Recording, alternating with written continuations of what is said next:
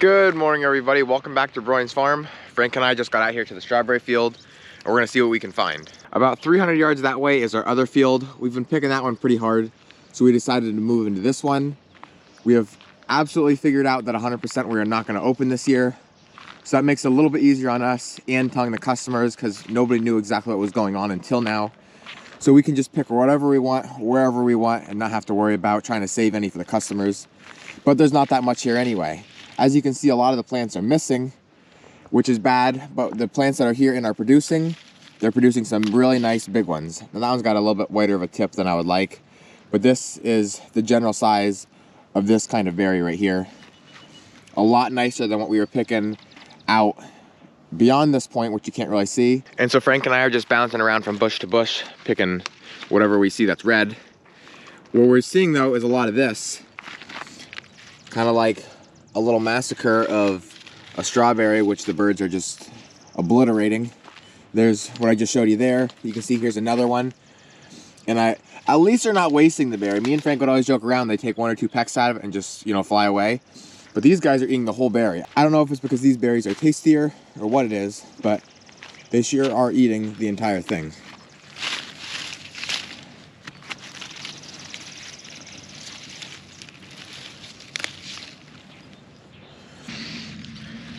At most, you'll get like 2 or 3 off of every bush, which I'm really not complaining about with this kind of size.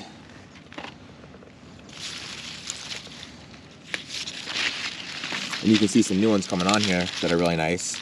If we would just get some rain to blow them up a little bigger, they'd be monstrous.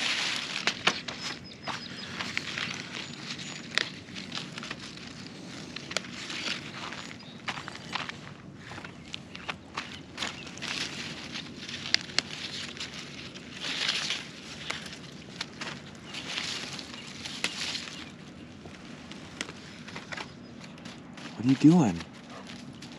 What is that? Oh, right here. Prime example. Big, beautiful berry, chewed apart by birds, and now it's just starting to rot. The killdeer out here are really bad. And if you don't know what killdeer do, when you get close to their nest, they'll kind of act like they have a broke wing. They'll act wounded or injured in some kind of way. And so right here, I just found one of their nests. Oh wow, look at that. There's their eggs. Yeah. Wow.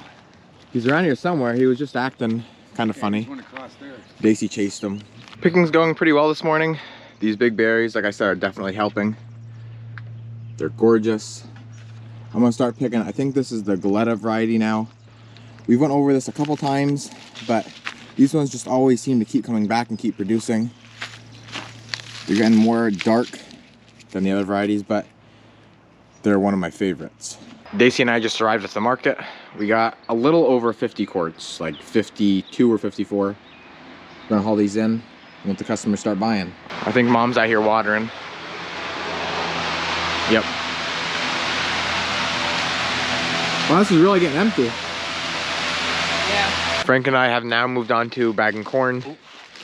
We got a bunch of new bags out, but somebody must have brought a lot back to the market, which is awesome. We love to reuse bags. It saves us money and, you know, kind of like recycling them. So the only thing we have to do now is just go through and make sure there's no strings or they're not real dirty or anything like that, because obviously if somebody gets a string in there and feeds it to their animal, that would be horrible. So we go through quick, make sure they're all good, and then we can start bagging.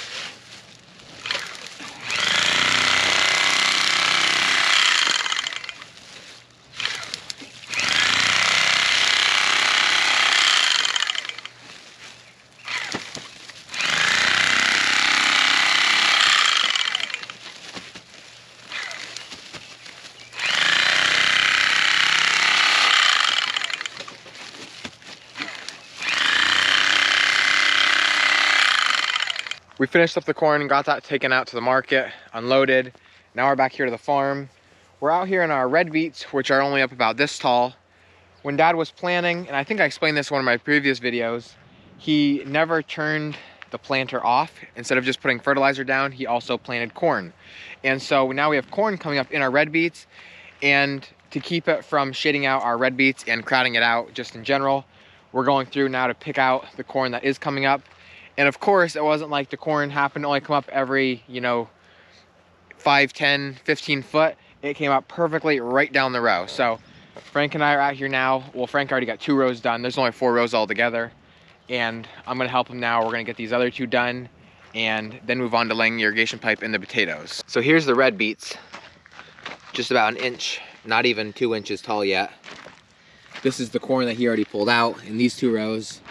And this is what the corn looks like in the row.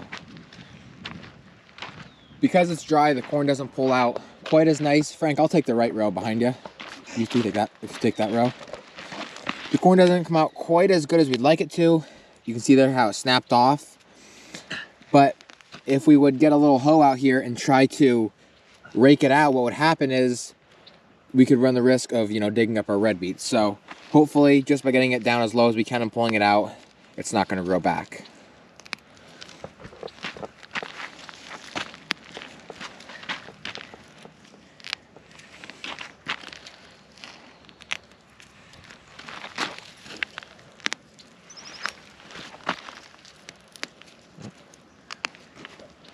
That's what I like to see right there.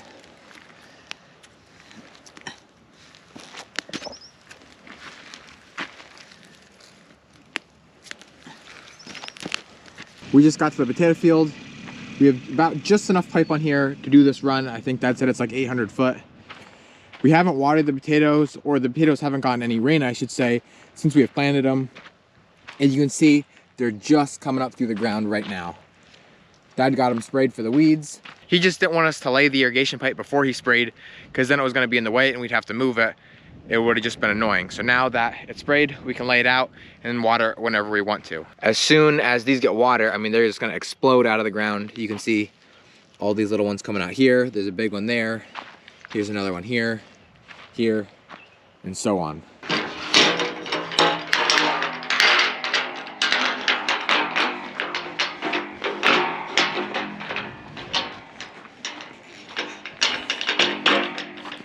We could probably set one down right here, Frank.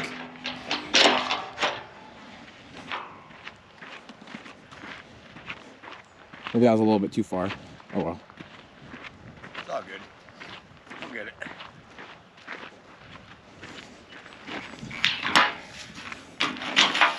Pull. Good.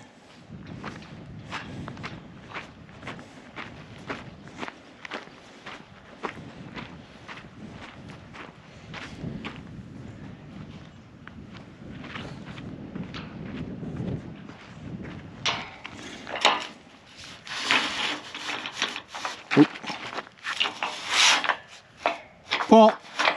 Good. It's the next day. Frank and I are out here in the berry patch again this morning. We started off kind of slow. We wanted to just clean the whole patch, start from one end, work towards the other. And now about halfway through the patch, we're really getting into some good ones. Probably just about the best picking I've had all year. And so you can see here, all the nice ripe berries. Here, here, here, all up under here. And the really nice thing is that basically all of these are nice, ripe, no white tips, not rotted, and the birds aren't getting into them almost at all.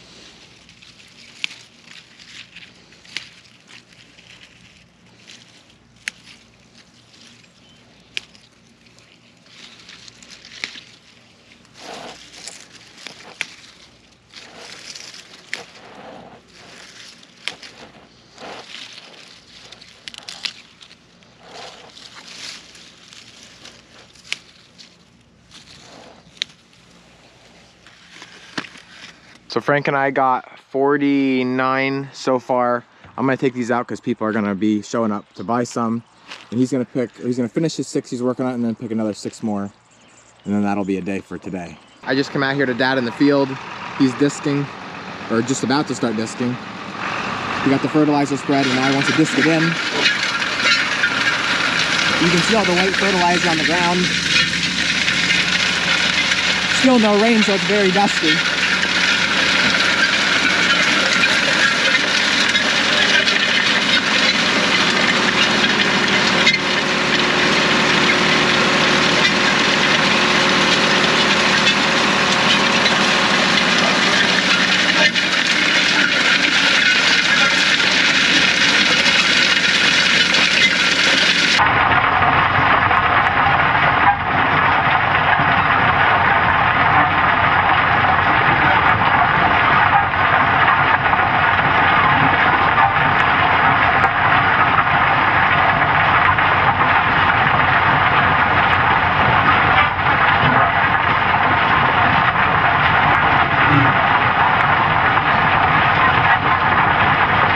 The reason he spread the fertilizer and is now disking it in is because we're gonna be laying plastic here.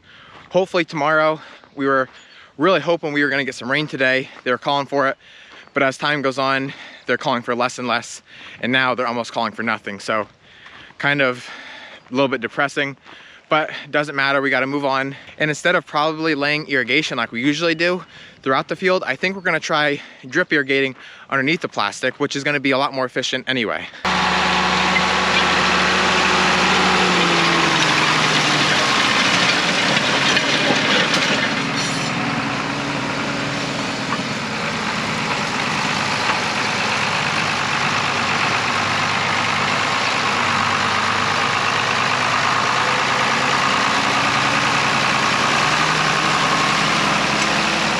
Then I'll drop it back down and start again. I just got down to the greenhouse. Mom is watering our mid-season cabbage that my Graham and Pap are in the process of transplanting. Right here is Cheers, one of our big cabbage varieties. And then out here, Graham is actually working on transplanting.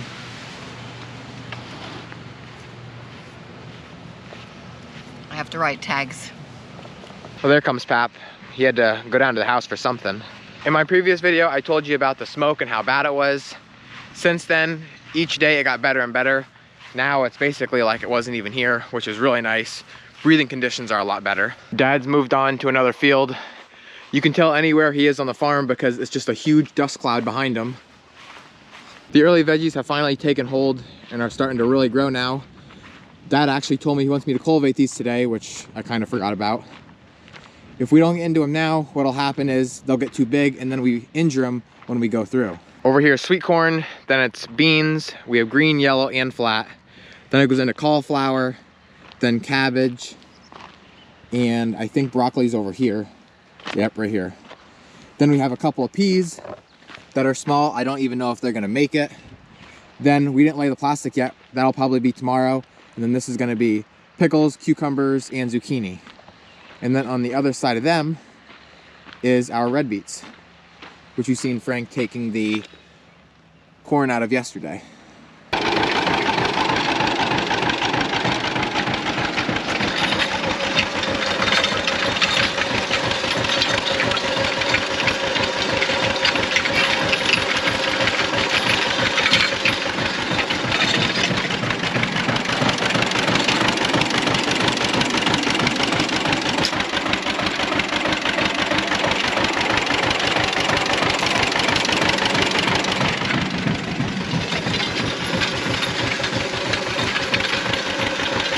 So I went for a simi.